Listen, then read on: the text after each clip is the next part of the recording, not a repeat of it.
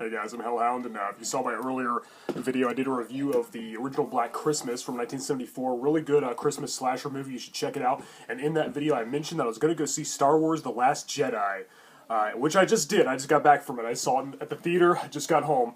As you know, I'm a huge Star Wars fan.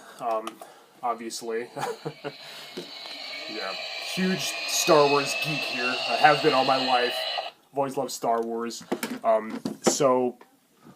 Yeah, before I begin, a few people were asking me on my last video, the Black Christmas review, what I thought of the remake. I forgot to mention it. The remake went into a little more detail about the killer. Billy had an elaborate and kind of absurd backstory. Overall, I didn't care for the remake. It wasn't one of the worst remakes I saw, but I give it a thumbs down. I like the original way better. I think the remake entirely missed the point, but who cares? We're talking about freaking Star Wars. Fuck Black Christmas. I loved it. I was blown away. I thought it was really, really good. Now, oh gosh, where do I begin? Where do I even start? The poster. When I first saw like promotional material for the movie, they released the name The Last Jedi. They showed the poster and it had Star Wars, the Star Wars logo in red letters, and like that was just something so new and different. And I know people were mocking it, saying, "Oh, it's got red letters," and but that gave me a special feeling I haven't felt since I was a kid. Christmas is coming up, and like I think we all know, all us adults know that like Christmas isn't quite as magical as it was when we were kids. We do get those feelings every now and then, but it's not quite the overwhelming, wondrous, majestic, whimsical feeling we got when we were kids. But this movie, and it came out, what a great time for it to come out too, right on the Christmas season, delivered. Boy, did it deliver. And okay, where do I begin? Okay, let's just get right into it. I'm going to try to keep this spoiler free. There might be a few minor spoilers. I'm not going to spoil any of the surprises or like the big twists or big reveals or anything. But there will be a few things. I'll have to talk about some of the characters that were introduced like maybe midway through at the halfway point and stuff. And I will have to spoil like the ending of Force Awakens. So if you haven't seen the last episode, episode 7, if you haven't seen episode 7, the Force Awakens, don't watch this video for episode 8, The Last Jedi, because I'm going to tell you spoil what happens in that one. You have to in order to talk about this movie. Okay, basically, when I went in, I saw the poster, and like I was kind of having some worries about this movie. The poster looked really like Luke Skywalker looked kind of like a Sith Lord. He had the hood, and like he was kind of moping around, and like the trailer showed him like being really like unsupportive and uncooperative and saying the Jedi needs to end, all that hope is gone, all that stuff. Like I was like, that's not the strong character that I have come to love. But then I thought, okay, well, the last movie was revealed that Kylo Ren, his nephew, Han Solo's son, was his young protege. He was his apprentice. Luke was his mentor. He's training more Jedi, and then but he turned to the dark side. He followed Darth Vader, Anakin Skywalker, his grandfather. He was awesome in Rogue One, by the way. And so I was like, okay, it makes a little more sense. This movie really delved more into that. It went deeper into like what happened. It really, we saw Luke's side of the story, and I was like, okay, I can work with that. I was a little worried about the trailer, but this movie, oh man, this movie, yeah, it blew me away, as I said. I actually read only one review before I went and saw the movie, and it was a negative review, and the person gave it like 1 star, and they said, this movie doesn't wrap up anything, it doesn't have any answers, it only asks some more questions, and so I was kind of going into this thinking, like, my expectations were a little lower. I didn't really believe the movie. I knew I was going to love it, pretty much. And so I went into it thinking, oh, really? They're not going to, like, wrap anything up? And, like, no. That person was wrong. I don't know what movie they saw, because this movie had a lot of resolutions. A lot of things were wrapped up. A lot of things were resolved. Sorry. There's a lot of conclusions. And, like, one of the biggest criticisms about the Force Awakens was that it resembled A New Hope too much. And I was kind of glad, because they really built up nostalgia with that movie, because I felt like the prequels didn't really feel like Star Wars movies. With the exception of Revenge of the Sith, which I think kind of did. The other two, I don't know, it felt like something totally new, with the exception of characters like Obi-Wan Kenobi, who was done great. Everything just felt like a bunch of actors in this CGI world. It just felt like something totally different. I don't hate those movies like everybody else does. I do find them way much weaker than the original trilogy, and so far, the sequel trilogy. But this one didn't really. People were afraid this one was going to copy Empire Strikes Back, since Force Awakens, as I said, copied Star Wars, or sorry, A New Hope. There were a lot of things very similar to Empire Strikes Back. There's a lot of things reminiscent. Luke kind of, as everybody already knew, Luke was going to kind of fulfill the Yoda role. Only he's a little more reluctant to accept his destiny as Rey's mentor. This is not a spoiler. We knew that was going to happen. We knew it was going that route. But it was a lot of, there was a lot of Empire Strikes Back. It was definitely darker. Empire Strikes Back is probably the darkest movie in the original trilogy. This one was definitely darker than the last movie. Kind of gritty, a little bit of violence too, and it had a very bleak tone. It's not quite as dark as I thought it would be, but it's pretty dark. Definitely darker than the last one. The poster really reflects that. But it was still a very fun adventure with a lot of lighthearted moments as well, a lot of levity. And so that was good. But where was I going with this? But I think this one had its own identity. It didn't feel like they were just rehashing Empire Strikes Back again. There's also a lot of Return of the Jedi in there. In fact, one of the revelations, one of the scenes, I won't give it away, was straight out of Return of the Jedi. It was almost exactly what happened, only a little different. And the funny thing is, there's so many fan theories and speculations as to what route this movie was going to go, and it did seem like it was going to go in some of this direction, but then it didn't. And I don't think anybody saw that coming. I sure did. And I was like, okay, yeah, the fans were right. I was like, how'd they know? Did they read a leaked script or something? But then it went in a totally different direction. I was like, whoa. I was like, I did not see that coming. Rey, played by Daisy Ridley, she returns, Finn returns, Poe Dameron returns, BB-8 returns, and we have the old cast, of course, Leia, played by the late Carrie Fisher. Sorry to say she's no longer with us, but she has a much bigger role in this one. Obviously, Mark Hamill returns as Luke Skywalker, as we saw at the end of the last movie. They were saving that best for last day. The whole last movie is building up to seeing this guy, and this movie had a much expanded role. He had a much bigger part to play, and I'm so glad it picked up right where the last one left off, where she finds him on the deserted planet on the island, and she's holding up his old lightsaber to him. The way he reacts, what he does as soon as she does that, I knew it was going to go in that direction. I knew he was going to react that way. It was kind of funny, and I was like, I was kind of groaning a little bit. I was like, but boy, did they redeem that tenfold. That was done very well. Wow. And of course, it's so wonderful. I'm glad what they did. This is what a reboot should do. It should bring back the old characters that we know and love, but then introduce new characters. And once we warm up to the new characters, and kind of have time for them to grow on us, and we've accepted them in our hearts as well.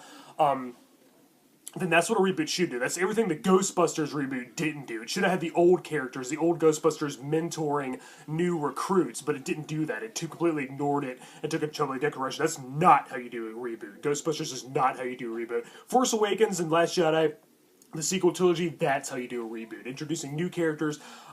And I thought, I was like, okay, we know Han Solo died in the last movie, which kind of pisses me off, but I was like, okay, they're probably going to slowly phase out the old characters and make way for the new, which, I'll never love the new characters as much as the old ones, of course, but that's not really what they're doing. And, a lot of people say Han Solo died a coward's death, and I just know, I won't give anything away, but I have a feeling that, I think that was kind of more of a hero's death than people think. I think he wanted to die because he knew that... There's a theory saying that he knew that Snoke would have killed his son, Kylo Ren, Ben Solo, also known as... Oh, that's his real name. I should have the quotes with the Kylo Ren, but... there's a theory that he, knew he was going to die, and he did that just so that Snoke wouldn't kill his son. He saved his son, he sacrificed himself. But I have a feeling that the other characters, if they are phased out, I won't give it away if they are or not, I have a feeling they're going to go out with a bang, and it will be a hero's death. It will be courageous. And there's one thing in the trailer that a lot of people are speculating that happens to Leia. You got another thing coming, because it doesn't go that route. Again, okay, I probably already said too much, I apologize. I'm not going to reveal any major spoilers. I'm not going to tell you what actually happens. But yeah, there's these new cute little creatures, these little bird things. They live on the planet where Luke is, and I think that's kind of like the sequel trilogy's answer to Ewoks. And they're not annoying, and they're not they didn't overuse them or anything, but they were funny, little comic relief, little cute creatures. I think they were trying to bring back the Ewok vibe. And as I said, yeah, there was a lot of Return of the Jedi in this movie. It was kind of and there was a lot of conclusions. A lot of things were resolved. A lot of things were wrapped up. There was a lot of endings. There was a lot of finished. There's a lot of loose ends being tied up. And made way for new ones. I think the whole, it's almost like the whole story that started with Force Awakens was wrapped up this time. Then it created a new story that kind of came about in the end. And one thing I did not think was going to happen actually happened. This really took me by surprise. I was like, whoa. Let's just say it has something to do with Supreme Leader Snoke, which we actually saw him in this one, by the way. He wasn't a hologram. He's actually not really giant like everybody was hoping he would be. He's kind of just a lesser Palpatine. He kind of repeats all the same things. Fulfill your destiny. Basically, let the hate flow through you. He's it's like he's trying to, just like Palpatine was trying to get Vader to seduce his son Luke to the dark side, Snoke is trying to get Kylo Ren to do the same thing with Rey. There is a lot of things that are repeated, a lot of rehashed elements, but I don't care because it's Star Wars. I want to see some familiar territory, and also want to see it take some new risks and new directions, which it did. This movie definitely did. It was its own movie, had its own identity. I will say I didn't enjoy it quite as much as The Force Awakens. I think Episode 7 was a little better than Episode 8 by a hair. It was definitely better than Rogue One, though, which was I think that bridged the gap between episodes 3 and 4 nicely. It was mostly a war movie. I'm not really big on war movies. I mean, I know Star Wars, go figure, there's going to be a lot of fighting in it, but I think that was, that kind of had a little too much of, like, the starfighters, all of the spaceships battling each other, shooting lasers, and that's kind of all it was, as opposed to, that being part of Star Wars, but also, like, an adventure and getting into the characters, too. The characters in Rogue One were a little bit forgettable. And that brings me to, like, another thing about this movie. They did introduce a lot of new characters. There's a new, ally to the Republic, to the, I guess, essentially what the rebels, what do they call them this time? Because the Empire's now called the New Order, and they have, like, another word for the rebels too. I don't know. I'm just gonna call them the rebels, the good guys. We have a few new characters there. There's one guy. There's actually there's actually a character that's very brilliantly. It was just like he was like a space James Bond, like, and he was complete with a scene in a casino and everything. And I thought he was gonna be a main character. I was kind of like, oh gosh. But then this other character came along. I think he was played by Benicio del Toro. Pretty sure it was him. But I didn't look up the cast list. I didn't look up any of the reviews. I didn't read about it. I totally avoided all the trailers. I know I already said I saw, Luke in the trailer. I saw parts of a trailer. Like when I went to see Justice League, they showed the Star Wars The Last Jedi trailer, and I kind of like I watched bits and pieces of it. I think I left the theater because I didn't want to know anything about this movie. I wanted to be a total surprise, and it was. But I did see the parts where people were concerned in the trailer. That's why I didn't make a trailer reaction, because I didn't analyze the trailer. I just saw it maybe once, and I was just kind of passively watching it instead of actively really paying attention, because I didn't want anything spoiled. Which the trailer did. It didn't really give away anything, but yeah. There's this other girl. She's she's played by an Asian actress. I forget her name. And I'm sure those little bird creatures, I'm sure they have a name, by the way. I don't know what it is, but yeah, she's a new character. That one James Bond guy actually didn't become a main character like I thought it was, and some other guy came, and he's like a thief. He's kind of a scoundrel. He's kind of like a scumbag. He just he's not good or bad. He just chooses whatever side's beneficial to him. He's just in it for personal gain. And then there's a couple more new characters. Some of them were kind of bland and forgettable. There was these two women that were part of the Republic. Republic, that's what they're called, I'm pretty sure. And they looked really similar, and I was like, were these women in the last movie? If they did, they must have had a smaller role. And I was like, am I supposed to feel something for them? I could tell, they were gonna go in one direction. I was like, am I supposed to be happy or sad? I don't know. I was like, there's a scene with her and Leia, and she said, "May the Force be with you," and everybody was going, "Oh," and I was like, did I miss something? Was there another Star Wars movie I didn't see that told me who the hell these women were? I mean, maybe than the last movie. I admit, I only watched the last movie 3 times.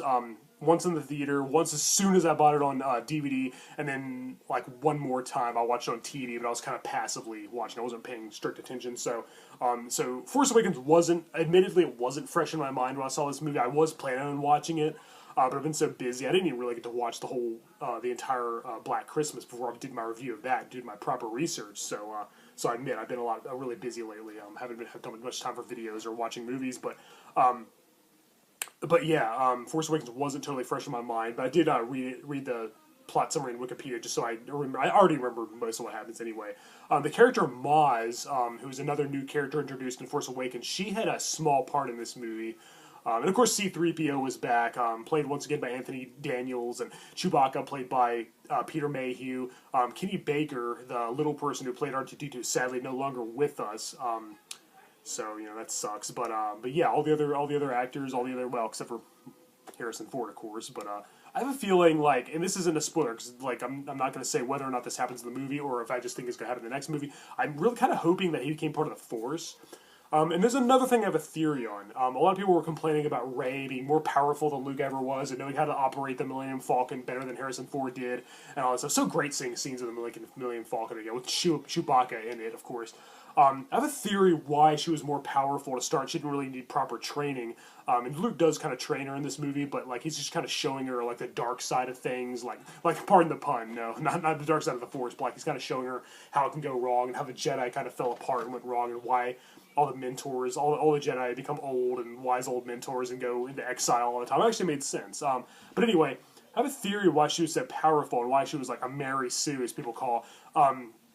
Every time somebody who's strong with the Force dies, like Luke had Obi-Wan Kenobi, he died and he became absorbed in the Force. I think the Force becomes more powerful when somebody dies and they're absorbed into it. And Rey had both Yoda and Anakin Skywalker as part of the Force that she's using to make herself to use its power for good. And that's why she was more powerful, because Luke didn't have Anakin or well, he did have Yoda in Return of the Jedi, but I don't know, just kind of a theory. I'm probably wrong. I don't know. I'm sure somebody's analyzed it to death, and they'll probably say, no, you're wrong. That can't happen because this and this and this. There's probably somebody who's a bigger geek than I am who knows more about Star Wars lore.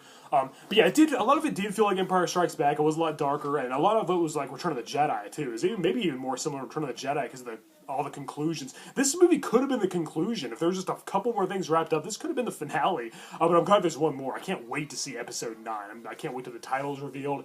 I can't wait to see it. It can't come soon enough because this movie had me pumped. It was very satisfying, very rewarding, very fulfilling, very empowering. It just made me feel so good. There were so many points where I said, if they end here, that's a great ending. But they didn't. They kept going. And it went on for a long time, but I didn't want it to end. I was having such a blast. I was having such a good time. I was never bored. I was totally glued to the screen. There wasn't 1 second where my eyes veered away. I don't even think I blinked for that, like 2.5 hours, but I did very seldom. But yeah, okay, minor spoilers. I'm not going to make a part 2 like I did with the Force Awakens video. I'm just going to do one video. So if I do reveal swords, it will be at the end. I will give you a warning. Minor spoilers. Yeah, as I said, there's a few fan theories. There's a lot of people who thought that Rey was going to join the dark side and Ren was going to be redeemed. And okay, major spoilers. This part's... let's just go ahead and get into the spoilers. Screw it. Spoilers. If you have not seen Star Wars Episode 8, The Last Jedi, turn the video off now, please. Major spoilers ahead, okay? You have been warned. Turn it off. Really do it. Why are you still here? Turn the damn video off. You haven't seen it. Okay, you've seen it. Okay, I'm gonna assume you've seen it by now. Okay, yeah. A lot of people thought that Kylo Ren was gonna join the side of good, and Rey was gonna join the Sith. She was gonna be she was gonna become evil under Snoke and stuff. And it kind of looked like it was gonna go that direction, and then it kind of threw a loop-de-loop, and it was like, okay, Kylo Ren's turning good, and they're both good. They're both gonna be good, and they actually defeat Snoke. They actually kill Snoke. Snoke dies in the second movie. It's not even the last movie in the trilogy. Snoke is killed. He's sliced in half. A really cool scene, by the way. It was awesomely the way they did that.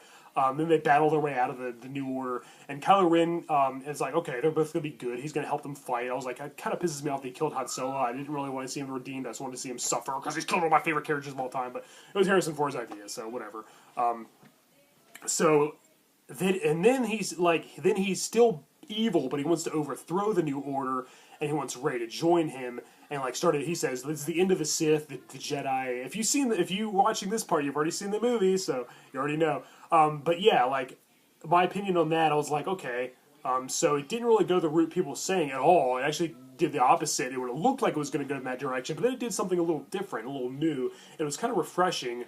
To see all those old elements from the last movies, but this one didn't play upon the nostalgia like Force Awakens did quite as much. As I said, it was its own movie. It had its own identity. It was very much original. There were a lot of elements of Empire and Jedi, like I said, but it was still very much its own movie. But anyway, yeah, they didn't really go in that direction. A lot of people speculated it would go. They kind of went in a different direction. I was kind of like, eh. And I gotta say, okay, 2 more major spoilers, then I'll wrap up. This is just my first impressions. This isn't a full review of the movie. I won't do that until I get it on DVD or Blu-ray. 2 more major spoilers. Wow, Luke is one powerful mofo. I thought that they were just going to kind of phase him out. They were going to say, okay, Rey's right, he's wrong, she's going to know everything, he's just going to be wrong, and he's just going to say, oh, I was, duh, she was right, and I should have listened to her. And no, boy, it becomes, the movie takes, throws it for a loop, and then Luke takes center stage. He becomes the main focus, and Rey goes in the background. I did not see that coming. Wow, and boy, people say Goku is the most powerful fictional character. Damn, I don't know, man. Luke was fucking badass. Kylo Ren says, "Fire that man," and Hux, like General Hux, is like there. Like I don't know what they're gonna do with him. I thought Kylo Ren was gonna overthrow him and say, "I'm the new Supreme Leader." They kind of hinted at that. It's kind of obvious that's what happened, but like I don't know. They don't really go into too much detail. They didn't have much of a story on that. They say, "Fire that man with everything you got," all kinds of lasers, and you think that Luke's destroyed, and it shows him, he just stand there, and he just goes, I was like, boy, is that one of my favorite characters. Mark Hamill, oh my god, Luke Skywalker and the Joker, two of my favorite characters ever, and Mark Hamill is just freaking awesome, he's my hero. And yeah, and then the last major spoiler, and I'll go ahead and turn the video off to this, freaking Yoda's in this movie, Yoda! Sorry, my family's over, they're making gingerbread men in the other room with, the kids, so I'm gonna try to keep it down. I don't want to disturb them. And I need to go. I need to wrap this video because I want to go join them. I want to watch them making gingerbread stuff and watch some Christmas movies, some Rankin Bass stuff, Year Without a Santa Claus and Rudolph and Frosty and all that stuff. Maybe the Grinch. But anyway, but yeah, Yoda's in this freaking movie. Wow, when I saw him, my jaw dropped. I was just like, I was in awe. And there's a few other things I was hoping to see, but I'm thinking they're saving that for the last movie. They're saving that for the finale, the end of the trilogy, episode 9, which I cannot wait. And then also there's the upcoming Han Solo spinoff, and like at first I was kind of like, Harrison Ford's not playing him. I was like, why don't they use the same technology to make Harrison Ford look younger, like they did with Kurt Russell in Guardians of the Galaxy Volume 2, and Michael. Oh my god, I can't think of his name. Oh my god, I can't think of his freaking name. Oh my gosh, I'm having a brain... my brain is like not working right. I think it's just because I saw that awesome movie. It blew me away. My brain cells were fried. Michael Douglas. Oh my god, I can't think of his name. Michael Douglas and Ant-Man. They made him younger at the beginning. I was like, I know they had to do it for a whole movie. It might be hard, but I think they could do it. I mean, make Harrison Ford look younger. I want him to play Han Solo. I want to see him as Han Solo again. Make him a Force Ghost in the next movie. I don't even care if he wasn't strong with the Force. I don't care. Make him a Force Ghost. I want to see Han Solo as played by Harrison Ford again. And I haven't really done much research on the actor that is playing him, but they're doing a Han Solo spin-off. It's going to be a young Han Solo, Adventures of Han Solo, if you will. And I'm psyched to see it. I like how they're doing like a movie that's set in the Star Wars universe in between each of the main trilogy, like they did with Rogue One, in between episodes 7 and 8, and they're going to do the Han Solo movie in between 8 and 9, I believe. So yeah, looking forward to that. It'll be cool. I think it's going to explain how he first met Chewbacca and first obtained the Millennium Falcon. Hopefully a young... I haven't researched it at all, by the way, so I don't know. I'm sure somebody already knows, but I hope a young Lando Calrissian's in it as well. That'd be great. But yeah, anyway, yeah, okay, well, I already spoiled the movie, so if you're this far, you already know that The Last Jedi was an awesome movie. I hope you liked it anyway. I haven't read any reviews, I haven't read anybody else's opinions, so this is all my opinions, all fresh from the theater. Just saw it, still fresh in my mind. I'm not going to let anybody... I don't want to read any reviews, because then somebody might bring something to my attention that I didn't know, so I'll be like, like, this is all me. This is all my, totally unbiased, totally unmanipulated, first impression of the video. I'll give it a full review when it comes out on DVD. This is already a pretty long video, so I talked about it a lot. But I want to talk about it more because I love Star Wars. As I said, Star Wars is friggin' awesome. And I think this just ran out of battery. Oh well. Yeah. Well, anyway. Alright guys, well, if you did watch this whole video and you haven't seen the movie, and naughty, and I spoiled it for you, I warned you, so... but yeah, if you haven't seen it and I just spoiled it for you, go see it anyway, because there's still a lot of surprises, a lot of twists and turns I didn't give away. I didn't want to make a two-part video, so I give you guys ample warning, so don't get mad at me if I ruined it for you. Alright guys, I'm Hellhound, and thank you for watching. Star Wars rules, may the Force be with you, and freaking Yoda was in the movie, yes! Later.